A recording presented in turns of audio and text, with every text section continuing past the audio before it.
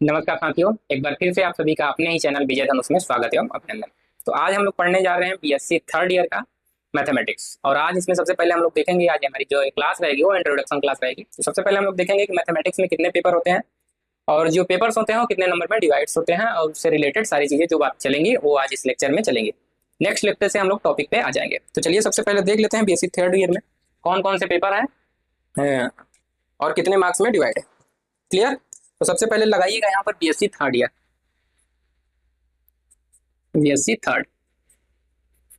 ये जो क्लास होगी आज क्लास हम लोग होगी इंट्रोडक्शन क्लास होगी। तो सबसे पहले लिखेंगे हम लोग मैथमेटिक्स। फ्लो चार्ट बनाते चलिएगा आप लोग भी। मैथमेटिक्स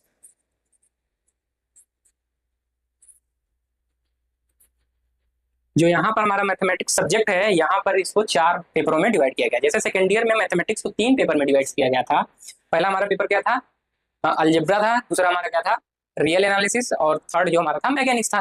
ठीक इसी प्रकार यहाँ पर मैथमेटिक्स को 4 पेपर में डिवाइड किया गया। और जो वहाँ अलजेब्रा था यहाँ पर थोड़ा उससे हाई लेवल होकर यहाँ पर अब्स्ट्रैक्ट अलजेब्रा के नाम से जाना जाएगा।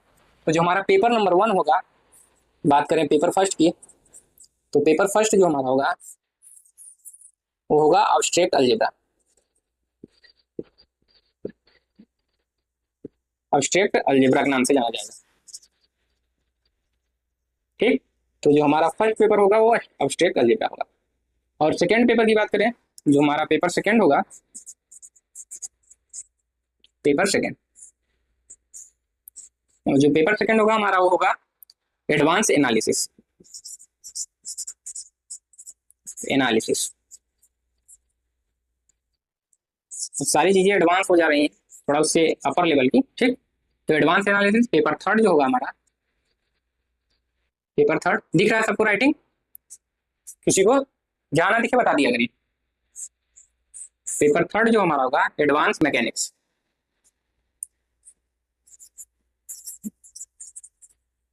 एडवांस मैकेनिक्स, मैकेनिक्स आप लोगों ने सेकेंड ईयर में पढ़ रखा है, तो उसी को और आगे बढ़ाते हुए एडवांस मैकेनिक्स हम लोग पढ़ेंगे। और जो हमारा फोर्थ पेपर होगा, एक पेपर यहाँ बढ़ जाता है, पेपर फोर्थ। पेपर फोर्थ जो हमारा होगा वो होगा न्यूमेरिकल मेथड। ये नया टॉपिक आपको देखने को मिलेगा, बाकी इजी बहुत है। न्यूमेरिकल मेथड, तो ये हमारे 4 पेपर हो गए। तो यहाँ पर मैथमेटिक्स को 4 पार्ट में डिवाइड कर दिया गया है, आप लोग देख पा रहे हैं। क्लियर, समझ में आ गया सभी को मैथमेटिक्स कैसे डिफाइन किया गया, सॉरी डिवाइड किया गया? तो इसको सबसे पहले नोट कीजिए, उसके बाद मार्क हम बता दे रहे हैं कौन सा कितने मार्क्स का होगा। तो सबसे पहले मार्क्स की बात की जाए तो जो हमारा अब्स्ट्रैक्ट अलजेब्रा होगा, वहां पर जो अलजेब्रा होता था वो 50 मार्क्स का होता था, लेकिन अब यहाँ पर जो टोटल मार्क्स होंगे वो टोटल मार्क्स जो हमारे आएंगे 225, यानी 225 मार्क्स का टोटल मैथमेटिक्स रहेगा हमारा।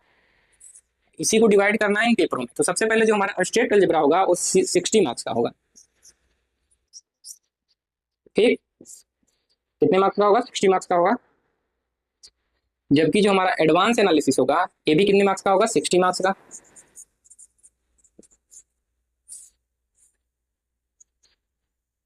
ठीक, और जो हमारा एडवांस मैकेनिक्स होगा वो भी हमारा कितने मार्क्स का होगा?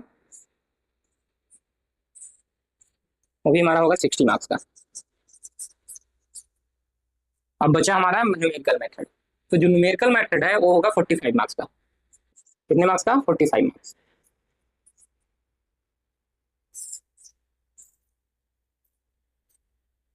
क्लियर? तो मार्क्स इस तरीके से डिवाइड है। तो मार्क्स जान लीजिए कि कितने पेपर के लिए क्या मार्क्स मिलेंगे। तो जो अब्स्ट्रैक्ट मेहनत इसमें सबसे ज्यादा कहाँ करनी पड़ेगी उस बात को हम लोग चर्चा करेंगे। तो क्या होता है अब्स्ट्रैक्ट अलजेब्रा, ज्यादातर पोर्शन होता है यहाँ पर समझने के लिए थ्योरम्स और डेफिनेशन जो यहाँ के होते हैं वो समझना होता है। तो अब्स्ट्रैक्ट अलजेब्रा, जैसे अलजेब्रा फर्स्ट ईयर में आप लोग सॉरी सेकंड ईयर में देखे होंगे तो थोड़ा लंबा रहा होगा, तो वैसे अब्स्ट्रैक्ट अलजेब्रा यहाँ थोड़ा लंबा चलेगा।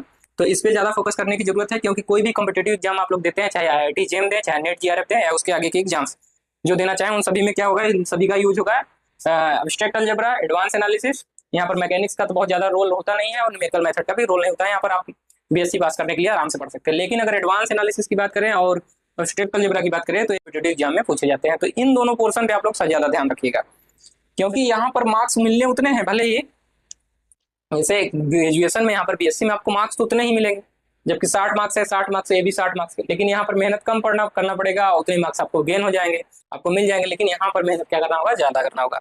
यहाँ पर तो ये काम करेगा ही बीएससी थर्ड ईयर के लिए, लेकिन आगे भी कोई भी कॉम्पिटेटिव एग्जाम देते हैं, जैसे एमएससी आपको करना है, कहीं आईआईटीज करना है, तब आपको जैम देना होगा।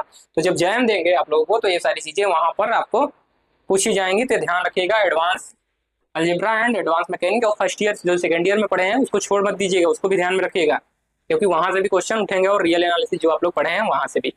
ठीक, आप लोग अब अगर थर्ड ईयर में आ गए हैं, जैम की तैयारी कब से करनी चाहिए, ये भी एक सवाल रहता है, क्योंकि जो फर्स्ट ईयर में आए रहते हैं, सेकंड ईयर में, फर्स्ट ईयर में ज्यादातर कंफ्यूज रहते हैं कि जैम की तैयारी करनी है कि नहीं, और जो सीनियर्स भी रहते हैं उतना गाइड नहीं करते हैं, तो ज़्यादा दिक्कत आ जाती है।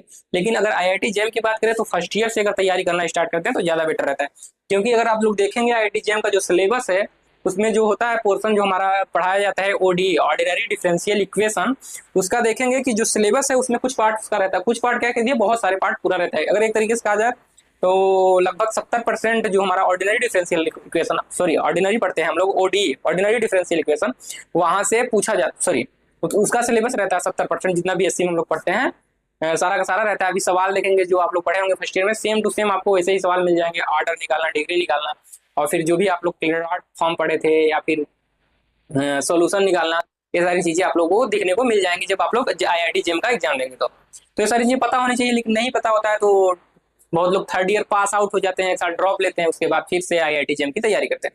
तो आप लोगों का समय ना जाए, थर्ड ईयर में आ गए हैं तो आप लोग अच्छे से पढ़िए, बाकी इसके साथ साथ आप लोग जेम की तैयारी आराम से कर सकते हैं, क्योंकि सेकेंड ईयर थर्ड ईयर में अब दो ही सब्जेक्ट होंगे, और लेकिन पेपर्स बढ़ जा रहे हैं, तो इस वजह से 2 सब्जेक्ट भले हैं लेकिन ये 3 सब्जेक्ट के बराबर काम करेगा। जैसे कि आप सेकेंड ईयर में 3 सब्जेक्ट थे, पेपर्स वहां पर कम थे, 3 3 पेपर थे, लेकिन यहाँ पर नंबर ऑफ पेपर्स क्या हो रहे हैं, बढ़ जा रहे हैं।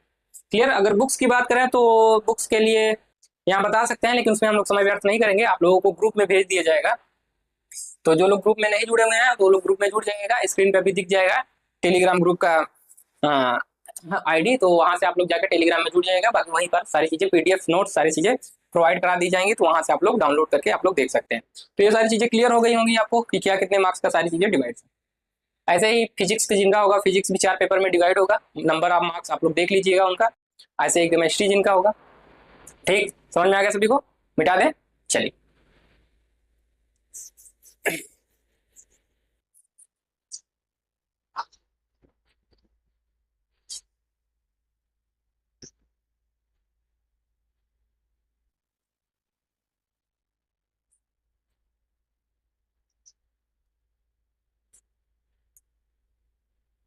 चलिए कुछ चीजें हम लोग पढ़ लेते हैं, बेसिक चीजें जो कि हमें जरूरत पड़ेंगी आगे चल के, तो हम लोग पढ़ लेंगे। सिलेबस का पार्ट नहीं है, लेकिन ये सारी चीजें हम लोगों के सिलेबस में यूज होंगी जब हम लोग पढ़ने लगेंगे। तो क्या होता है कि आप लोग फर्स्ट ईयर में, सेकंड ईयर, फर्स्ट ईयर में सारी चीजें पढ़ाई जाती हैं, तो पता नहीं आप लोगों को फर्स्ट ईयर वाली चीजें याद है कि नहीं है, इसलिए हम थोड़ा 2 से 3 लेक्चर लेंगे और उसमें सारी चीजें हम लोग डिफाइन कर लेंगे, जो इसके जस्ट पहले पढ़े थे, या सेकंड ईयर की बात कर दें या फर्स्ट ईयर की बात कर दें, जो यहाँ पर यूज होने वाली है वही सारी चीजें यूज करेंगे। सारा नहीं कि सेकंड ईयर लगेंगे पढ़ाने या फर्स्ट ईयर पढ़ाने, वो सारी चीजें यूज कर लेंगे जिससे आप लोगों को बाद में क्लियर है। तो चलिए हेडिंग लगाइएगा आप लोग, डिविजिबिलिटी इन जेड। पहला हेडिंग लगाइएगा डिविजिबिलिटी इन जेड।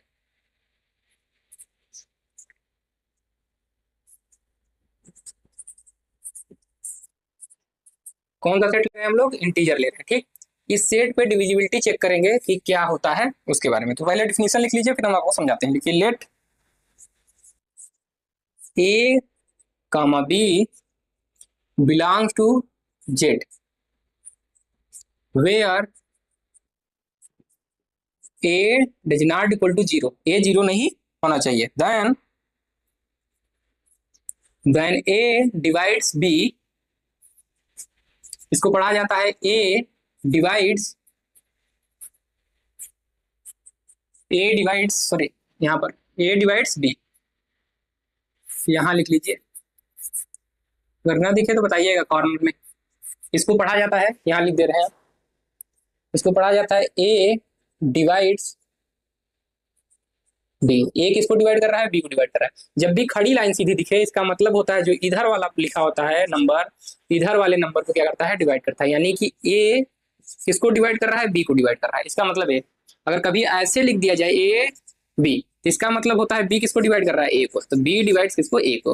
तो सिंबल्स का ध्यान रखा करिए, अगर सीधी खड़ी लाइन लिखी हुई है तो इसका मतलब जो इधर वाला पोर्शन है यानी लेफ्ट साइड में जो लिखा हुआ है वो राइट वाले नंबर को क्या करता है, डिवाइड करता है। ये बातें समझ में आई सभी को? क्योंकि ज्यादातर लोग कहते हैं कि अभी तो हम पढ़ते आ रहे हैं ए बाई बी, इसी को हम लोग लिखते थे ए बाई बी, तो हल्का ये तिरछा होता है जब लाइन खींचते हैं इसको। तो ये सारी चीजें ध्यान रखिएगा। अगर खड़ी लाइन लिख देते हैं तो इसका मतलब आप लोग पढ़े होंगे ना, क्या कहते हैं, मॉडुलो। तो मॉडुलो में आप लोगों को बताया जाता है कि ए कॉन्ग्रुएंसेस बी मॉडुलो, ए कॉन्ग्रुएंसेस बी मॉडुलो एम। और जहां पर एम क्या होता है, कोई पॉजिटिव नंबर होता है, हम लोग बताते हैं इसका मतलब क्या होता है कि एम डिवाइड्स ए माइनस बी। इस तरीके से लिखते थे, यानी क्या करता था, एम क्या करता था, इन दोनों के डिफरेंस को क्या करता था, डिवाइड करता था। ये सारी चीजें पढ़े थे। तो यहाँ पर डिवाइड शब्द जो यहाँ पर यूज किया जा रहा है वो खड़ी लाइन, ये ध्यान रखिएगा इसको। तो कहीं भी डाउट हो किसी भी सिंबल में, सारी चीजें क्लियर करके चल रहे हैं, जिससे बाद में अगर हम यूज करें तो आपको दिक्कत नहीं होना चाहिए। कंडीशन यहाँ पर डाला गया है कि हमारा जीरो नहीं होना चाहिए। इफ एंड ओनली इफ कब डिवाइड करेगा, देयर एग्जिस्ट के डिफिनेशन लिखिए, बहुत अच्छे से समझाएंगे, थोड़ा भी डाउट नहीं रह जाएगा आपको। सच दैट, सब्र बस रखिए आप लोग, such that B equal to के टाइम्स ए। अब इसको डिफिनेशन को समझ लीजिए, कह रहा है डिफिनेशन, अभी तो हमने डिफिनेशन को लिखा है, अब समझिए। कह रहा है कि कोई हम सेट ले रहे हैं इंटीजर जेड, ठीक, कह रहा है कि कोई सेट हम ले रहे हैं, इसको क्या कहेंगे, इंटीजर, सेट्स ऑफ इंटीजर के, इसको कह सकते हैं सेट ऑफ इंटीजर्स, ठीक। तो जितने भी इंटीजर नंबर है उनका सेट है जेड हमारा। और इसमें किस टाइप के एलिमेंट होते हैं आप लोग जानते हैं, इंटीजर में -1, यहाँ पर 0 रहता है, 1 रहता है, 2 3 4 डाटा करके इधर इधर -2 ऐसे डाटा करके आगे की ओर, इस तरीके के नंबर होते हैं। हम किस में देख रहे हैं, डिविजिबिलिटी, डिविजिबिलिटी इन जेड। यहाँ पर आर लेंगे तो आर में चेक करेंगे, लेकिन हमें जेड की जरूरत है इसलिए हम जेड कर रहे हैं, क्योंकि अभी हम सिलेबस में पढ़ेंगे तो हमें जेड पढ़ना है। जेडएम आप लोग जानते होंगे, सेकेंड ईयर में पढ़े होंगे, जेडएम डिफाइन किया जाता है, तो उसी के लिए इसको हम पढ़ रहे हैं जेडएम, क्योंकि आगे चल के हम जेडएम भी डिफाइन करेंगे यहाँ पे, तो जेडएम की यूज होगा, इसलिए हम लोग पढ़ रहे हैं इंटीजर पे। क्लियर? तो समझिएगा कौन सी चीजें क्यों पढ़ रहे हैं और क्यों पढ़ रहे हैं, पढ़ रहे हैं तो क्यों पढ़ रहे हैं इसको। तो यहाँ पर जेड है तो यहाँ सेट ऑफ इंटीजर्स है, तो एलिमेंट्स भी दिखा दिया किस टाइप के एलिमेंट्स होंगे। अब हमें क्या चेक करना है, डिविजिबिलिटी की बात है। इस डिफिनेशन को समझना है, ध्यानपूर्वक समझिए सारी चीजें। कह रहा है कि इसमें कोई भी आप दो एलिमेंट्स उठाइए, कोई भी दो एलिमेंट्स उठाइए जिनमें से एक एलिमेंट जीरो नहीं होना चाहिए, पहला कंडीशन। ए बी लीजिए, दो नंबर ले लीजिए ए एंड बी, दो नंबर लेते हैं, कोई सा भी नंबर उठा लीजिए रैंडमली, आपको स्वतंत्रता है, आप कुछ भी चूज कर सकते हैं, कहते हैं ना स्वतंत्र है, आप कुछ भी ले सकते हैं। तो यहाँ से मान लीजिए आपने दो नंबर लिया, और दो नंबर लिया तो आपने कहा कि ए बी को अगर आपको लिखना है ए डिवाइड्स बी, तब वहां पर पहला कंडीशन क्या होगा, जो डिवाइड करेगा उसको जीरो नहीं लेना। अगर आप ए से डिवाइड कर रहे हैं तो यानी a must b not equal to zero, यानी ए जीरो नहीं होना चाहिए, अगर जीरो हो गया तो गलत हो जाएगा।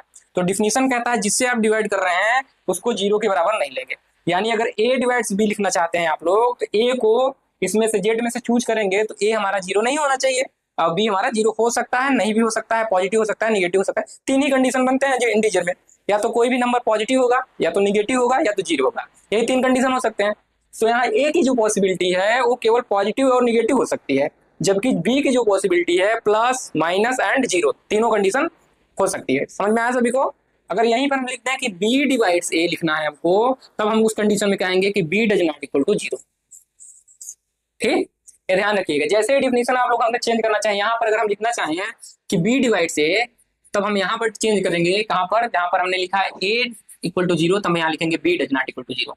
तो डिफिनेशन कैसे चेंज हो जाएगा तो ध्यान रखिएगा, ये सारे सारे सिंबल्स हैं, ए एंड बी क्या ले रहे हैं, हम सिंबल्स ले रहे हैं, तो ए की जगह पे कोई भी नंबर ले लेंगे सके, जैसे बी इक्वल टू 3 है तो ए की जगह 3 भी तो ले सकते हैं, ऐसा थोड़ी है कि ए बी के बराबर नहीं होगा, हो भी सकता है, नहीं भी हो सकता है, तो वही बातें कही जा रही। लेकिन जिससे हम डिवाइड कर रहे हैं उसको हम लोग जीरो नहीं लेंगे, तो इसको सीधा कर लीजिए।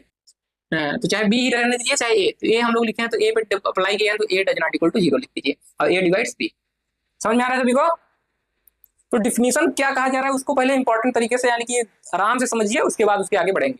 ज्यादातर यही मिस्टेक्स करते हैं लड़के, उनको बता दिया जाता है तो उनके माइंड में यही चलता है कि बी जीरो नहीं होना चाहिए। अब जब भी वो सिंबल यूज करते हैं बी, तो बी को not equal to zero, sorry जैसे कि हमने ले लिया ए कामा बी, तो उनके माइंड में यही चलता है कि जो हम सिंबल ए लिए थे उसको जीरो के बराबर नहीं रखना है, नहीं, गलत है।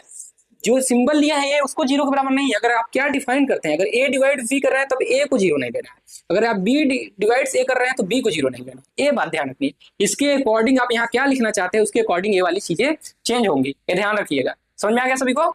चलिए, तो कह रहा है कोई भी दो नंबर लीजिए, इतनी बातें समझ में आई, जीरो वाली बात अब इसके आगे देखिए, थोड़ा समय लगेगा लेकिन आपको अच्छे से समझ में आना चाहिए। बाकी हम चाहें तो अभी 1 मिनट में जो डिफिनेशन लिखा दिए थे अगले डिफिनेशन पे चले जाते हैं। तो ऐसा नहीं करना, बाकी चीजें सारी चीजें ध्यानपूर्वक समझनी है, ऐसे ही सर्कल बनाना है, सारी चीजें लिखनी है।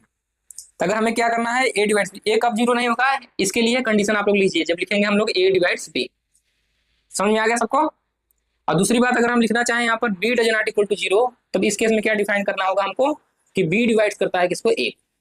समझ में आ गया सभी को। तो ये सारी चीजें लिख लीजिएगा रात में एक साइड में करके कोने में कॉर्नर। समझ में आ गया। तो कह रहा है कि कब करेगा कि जो हमारा नंबर ए है बी को कब डिवाइड करेगा, कह रहा है कुछ सेट जेड में कम से कम जेड में ऐसे नंबर मिल जाएंगे, कैसे नंबर, ऐसे नंबर मिल जाएंगे कि जो हमारा बी है उसको ए के मल्टीपल के रूप में लिखा जा सकता है। किसके मल्टीपल के रूप में, ए के मल्टीपल, यानी कि बी को हम लिख सकते हैं के टाइम्स ए, यानी कि एक नंबर के हमारा कहाँ मिलेगा, जेड में मिलेगा। एक देयर एग्जिस्ट कहने का मतलब ऐसे नंबर, एक नंबर नहीं एक से अधिक नंबर मिल सकते हैं। देयर एग्जिस्ट यानी कि at least one. There exist का मतलब समझ लीजिए, देयर एग्जिस्ट जब भी लिखा जाए उसका मतलब होता है कम से कम एक तो मिलेगा ही। कोई 2 मिले ना मिले, 3 मिले ना मिले, 4 मिले ना मिले, 5 मिले ना मिले, एक जरूर मिल जाता है। जैसे आप लोग दोस्तों से कहते हैं ना, कहीं अगर भंडारा चल रहा होगा तो क्या कहते हैं कि चले वहां पर भोजन मिल जाएगा, नहीं तो कहते हैं ना कि अगर वहां पर चलोगे तो कम से कम 1 रोटी या 2 रोटी जो भी मिलना होगा आपको मिलेगा जरूर, यानी प्रसाद जो भी होगा वो प्रसाद आपको जरूर मिलेगा। ऐसा नहीं है कि वहां जाएंगे तो आपको प्रसाद खाली हाथ आना होगा, ऐसा नहीं, वहां जाएंगे तो मिलेगा जरूर। तो वही वाली कंडीशन है कि कम से कम एक मिलेगा, एटलीस्ट वन एलिमेंट, एक एलिमेंट ऐसा नंबर मिलेगा जिसको हम क्या रखेंगे, जिसको डिवाइड कर रहा है उसको ए के मल्टीपल के रूप में लिखेंगे, यानी k times a, b equal to के टाइम्स ए, ऐसा हम लोग लिख पाएंगे। एक ऐसा नंबर हमको जरूर मिलेगा किसमें, इंटीजर जेड में, तो सेट जेड में मिलेगा। समझ में आ गया सभी को। एग्जाम्पल के लिए ले लीजिए, जैसे हम एक नंबर इंटीजर में चूज करते हैं, जेड में चूज कीजिए कोई नंबर, कोई भी रेंडमली 2 नंबर उठा लीजिए आप लोग। तो मान ले रहे हैं हम लोग 3 एक ले ले रहे हैं, दूसरा क्या ले लें, जेड है हमारा, तो दूसरा हम लोग ले लेते हैं 6। एक हमने 6 ले लिया, एक 3 ले लिया। तो अब हम लोग कह रहे हैं कि 3 डिवाइड्स बी, 3 6 को कब डिवाइड करेगा। अब ऐसा नंबर चूज करना होगा। अगर हम कह रहे हैं कि 3 डिवाइड 6, तो 3 6 को कब डिवाइड करेगा बताइए। कम से कम एक ऐसा नंबर मिलना चाहिए 6 के, एक ऐसा नंबर मिलना चाहिए जिससे 6 को हम क्या लिखें, 3 के मल्टीपल के रूप में लिखते हैं। तो एक नंबर आप लोग ढूंढ लीजिए, अगर 6 को क्या लिख सकते हैं, अगर 6 को लिखना होगा तो 3 इंटू 2 लिखेंगे, यानी वो नंबर कौन सा मिलेगा, अगर जेड में ढूंढना चाहे तो वो नंबर 2 मिलेगा। तो देयर एग्जिस्ट 2 बिलोंग्स टू, कहाँ 2 जेड में बिलोंग करता है कि नहीं देखना पड़ेगा, जेड यस बिलोंग करता है। तो सच दैट किस तरीके से हम लोग लिख सकते हैं कि जो हमारा 6 होगा उसे लिख सकते हैं 2 इंटू 3। तो आप लोग देख पा रहे हैं, इस टाइप से हम लोग लिख पा रहे हैं। तो इसका मतलब क्या होगा, अगर ऐसा एक नंबर मिल गया हमको, हम लोग कह सकते हैं कि जो हमारा 3 है वो डिवाइड कर रहा है 3 डिवाइड 6। और ऐसा देख भी रहे हैं 3 दूनी 6, आप लोग देख रहे हैं कि 3 क्या करता है, 6 को डिवाइड करता है। समझ में आ गया। अगर यहीं पर कोई और नंबर ले ले, मान लीजिए ले रहे हैं 3, यहाँ पर 5 ले रहे हैं, तो अगर हम कहें कि 3 डिवाइड 5, सही लिखा हुआ है, रॉन्ग। 3 5 को डिवाइड्स नहीं करता है पूर्णतः। डिवाइड्स कहने का मतलब पूर्णतः उसको डिवाइड करना चाहिए, ऐसा नहीं कि यहाँ पर कोई रिमाइंडर बच के आ जाए। ऐसे कह दीजिए कि 5 3 इक्वल टू 3, 3 1 जा 3, और यहाँ लिखिए 2, फिर ऐसे लगा दीजिए दशमलव करके, ऐसे डिवाइड्स करते चले जाइए। यहाँ पर डिवाइड्स नहीं, डिवाइड्स करने का मतलब फुल्ली यानी कंप्लीटली डिवाइड करना है, रिमाइंडर एक भी नहीं बचना चाहिए। तो इस केस में आप एक ऐसा इंटीजर नहीं कर सकते जिसको मल्टीपल के रूप में लिखा जा सके। अगर 3 को कहें कि अगर 3 को कब कहेंगे कि 5 को डिवाइड कर रहा है, कब, जब हमें एक ऐसा नंबर मिल जाएगा। तो आप ढूंढ के बताइए कौन सा ऐसा नंबर मिलेगा। तो हम मान ले रहे हैं के क्या मिल रहा है, जेड में, इंटीजर में जेड हम मान ले रहे हैं कोई सिंबल की सिंबल, क्योंकि 3 है अननोन है, एक अननोन है, 2 पता है, तो इसको इसी में रख के जो फार्मूला है उसे निकालना, के की वैल्यू निकालने की कोशिश करें। तो के की वैल्यू निकालना होगा तो क्या लिखेंगे, 3 को अगर डिवाइड कर रहा है 5 को, तो 5 को हम किस रूप में लिखेंगे, 5 इक्वल टू के टाइम्स 3 ना, 3 डिवाइड कर रहे हैं, यानी 3 डिवाइड 5 अगर कहना चाह रहे हैं कि 3 5 को डिवाइड कर रहा है, हमें ऐसा लिखना होगा। तो चेक करते हैं के की वैल्यू क्या आ जाएगी, यहाँ से के की वैल्यू आएगी 5/3। तो क्या 5/3 जेड में है हमारे। अगर पूछ लिया जाए कि जो 5/3 है जिसकी वैल्यू आएगी लगभग समथिंग 1 सही 2/3, तो ये क्या नंबर जेड में बिलोंग कर रहा है, नहीं, यानी कोई भी ऐसा नंबर नहीं है जो कि 1 सही 2/3 कहाँ पड़ेगा, जेड में, या 5/3 ऐसा नंबर नहीं, ये नंबर यहाँ जेड में कहीं भी ऐसा नहीं है प्लेस जहां पर हमारा ये लाई कर जाए, तो ऐसा नहीं है। तो अगर ये नहीं मिल रहा है तो इसका मतलब है कि 3 जो हमारा 3 डज नॉट डिवाइड्स 5। समझ में आ गया सभी को। ये दोनों एग्जाम्पल ध्यान में रखिएगा, किसी को कोई डाउट होगा तो बता दीजिएगा। समझ में आ गया। यहाँ पर जो कहा गया है, यहाँ पर कंडीशन समझिएगा, इफ एंड ओनली इफ, इसको ध्यान रखिए। कहा जा रहा है ए बी को कब डिवाइड करेगा, जब ऐसा मिलेगा हमको तब, यानी कि पहले वाली सिचुएशन ये होनी चाहिए। फर्स्ट सिचुएशन हमारी क्या होनी चाहिए, अगर ऐसा होता है तब हम कहेंगे कि ए हमारा डिवाइड कर रहा है बी को। समझ में आ गया सभी को, किसी को कोई डाउट नहीं? चलिए, तो यहां से आपको डिविजिबिलिटी इन जेड, यानी जेड के लिए हम लोग चेक किए थे, अगर रियल नंबर होता तो रियल नंबर के लिए भी ऐसे ही अप्लाई करते, तो वहां सेट आर हो जाता और कुछ नहीं। अगर कॉम्प्लेक्स नंबर आता तो कॉम्प्लेक्स नंबर पे डिफाइन कर देते हम लोग।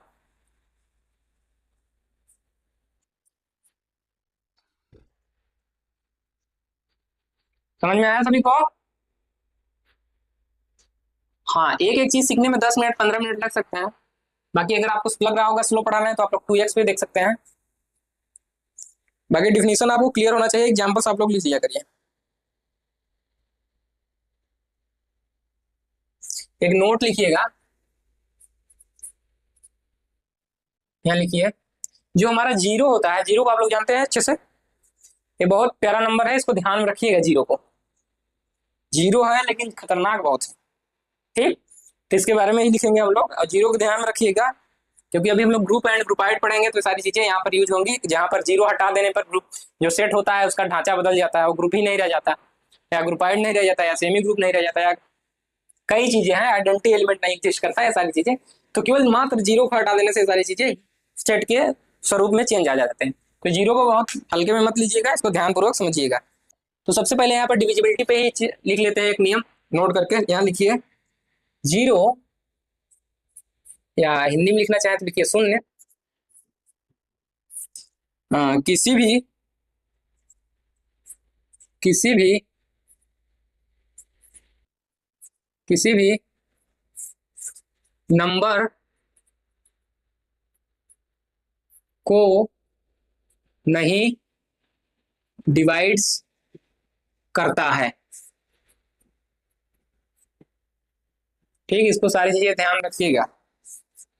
जबकि जीरो को, जीरो यानी शून्य को, शून्य को सभी नंबर्स डिवाइड करते हैं।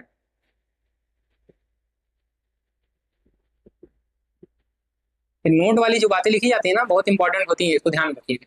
तो इसको नोट कर लीजिए, फिर उसके आगे हम लोग बढ़े। नोट हो गया सबका? चलिए, अब अगला हेडिंग लगाइए, डिवीजन एल्गोरिथम। अगला हेडिंग रहेगा हमारा डिवीजन एल्गोरिथम। ये सारी चीजें आप लोगों ने फर्स्ट ईयर में पढ़ा है, लेकिन अब कितना आप लोगों को समझ में आया था वो आपके ऊपर डिपेंड करता है। एल्गोरिथम अगर नहीं समझ में आया तो यहाँ समझ लीजिए, जो चीजें फर्स्ट ईयर में नहीं क्लियर हुई वो सेकंड ईयर में क्लियर हो जाएंगे, थर्ड ईयर में क्लियर हो जाएंगे। ठीक, तो यहाँ से देखिए डिवीजन एल्गोरिथम क्या होता है। तो सबसे पहले डिफिनीशन देखेंगे, उसके बाद हम लोग इसको समझेंगे, जैसे अभी हम समझा। तो चलिए डिफिनीशन लिखिए, लिखिए, let A comma B belongs to Z, Z यानी कि integer, where A does not equal to zero. अब लोग कहेंगे कि ए को ही क्यों जीरो के बराबर नहीं लिख रहे हैं, अब बी को भी लिख सकते हैं, तो वहां लिख सकते हैं, क्योंकि सिंबल है, चाहे ए लिखिए चाहे बी लिखिए, जो आपकी इच्छा हो वो लिख सकते हैं, कोई इसमें डाउट होने की बात नहीं है। अगर जैसे लिखेंगे बी तो उसी हिसाब से डिफिनेशन अपना चेंज कर लेंगे आगे वाला term. Then there exist unique Q and R, Q and R belong कहां पर, जेड में, सच दैट, किस तरीके से मिलेंगे, सच दैट कि B इक्वल टू हम लोग लिख सकते हैं A into q plus r, where जहां पर R की वैल्यू जो होगी वो जीरो से बड़ा और जो हमारा A है उससे छोटा। क्लियर?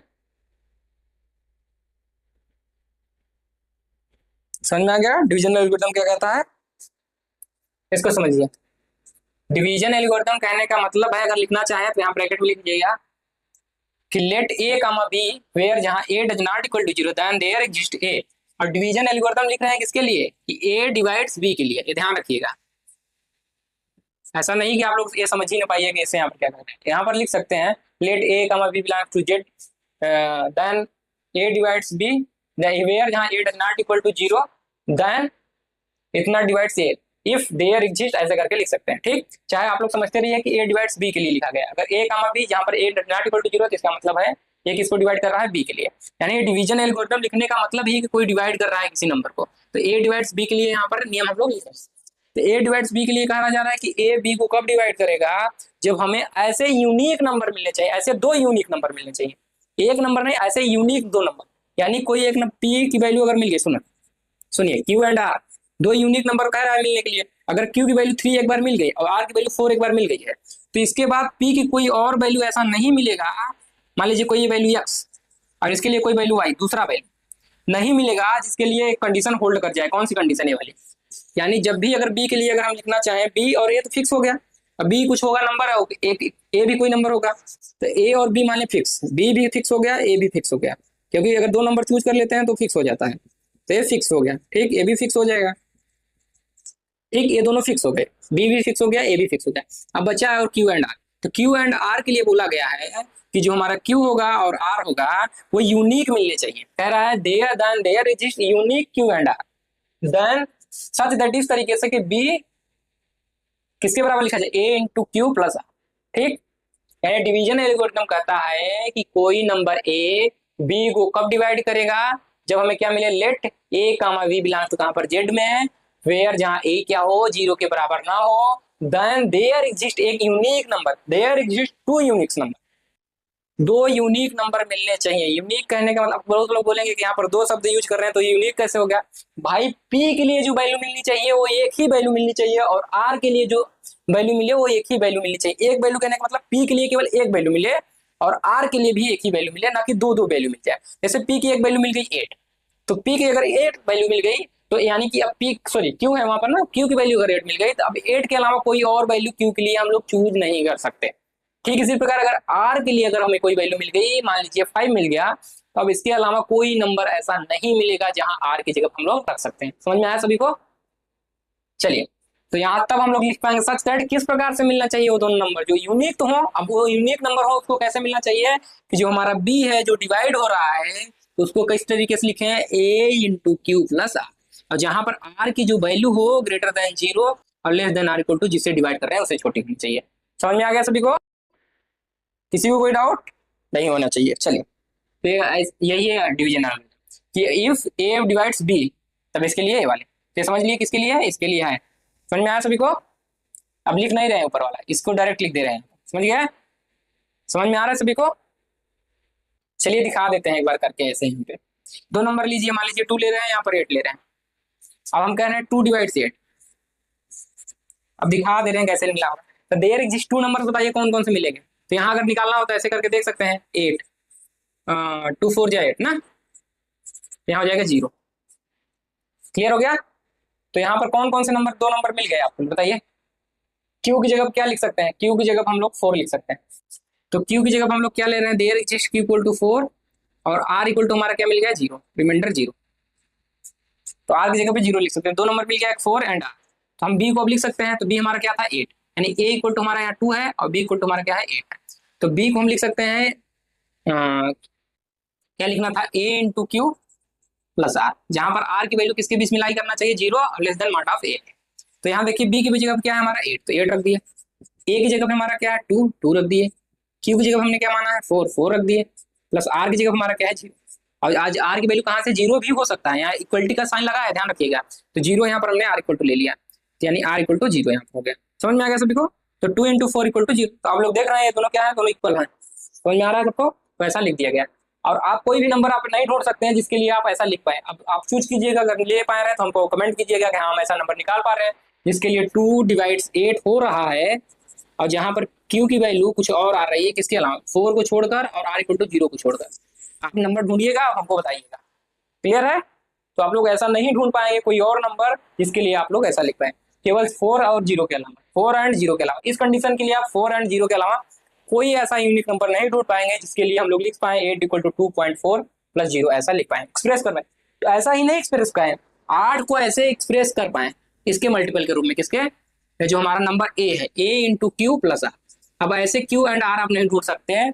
अगर क्यू इक्वल टू अगर आप 4 नहीं ले रहे हैं और आर इक्वल टू आप 0 नहीं ले रहे हैं, तो कोई ऐसा नंबर नहीं ढूंढ पा रहे हैं जो इसके बराबर ला दे। आप यहाँ पर वैल्यू करेंगे क्यू एंड आर को, आप लोग ढूंढिएगा, आप लोग बताइएगा, अगर ला पा रहे हैं तो ठीक है, तब हम आगे देखेंगे। डिफिनीशन यही लागू होगा। अगर ऐसा है, अगर यूनिक शब्द का है, इसको बहुत ध्यान पूर्वक रखिएगा, यूनिक शब्द को, इसको हो सके तो अंडरलाइन कर लीजिएगा, अगर आपके पास हाईलाइटर हो तो हाईलाइट कर लीजिएगा।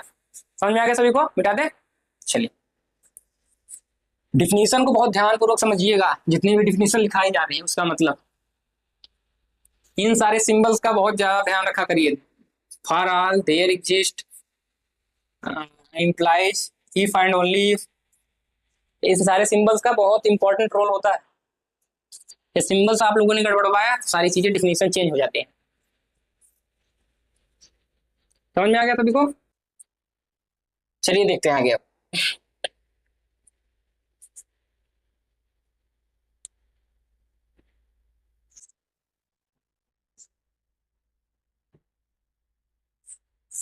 चलिए नोट करके इसी में एक और पॉइंट लिख लीजिए, डिवीजन एल्गोरिथम से रिलेटेड है।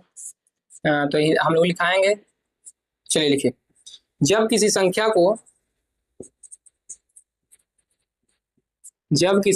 को हिंदी में ही लिख लेते हैं, समझना है केवल। जब किसी संख्या b को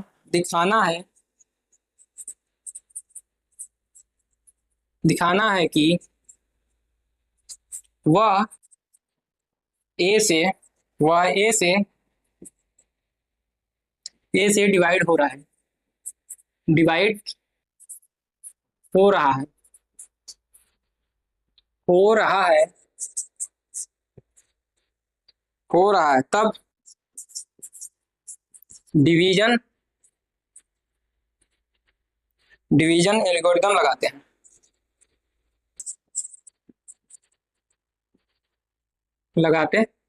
हाँ, तो डिवीजन एल्गोरिथम का प्रयोग कब किया जाता है? जब किसी नंबर को दिखाना होता है कि एक नंबर दूसरे नंबर को डिवाइड कर रहा है, तब हम लोग क्या लगाते हैं वहां पर? Division algorithm. ठीक, डिवीजन एल्गोरिथम लगाते हैं। और रिमाइंडर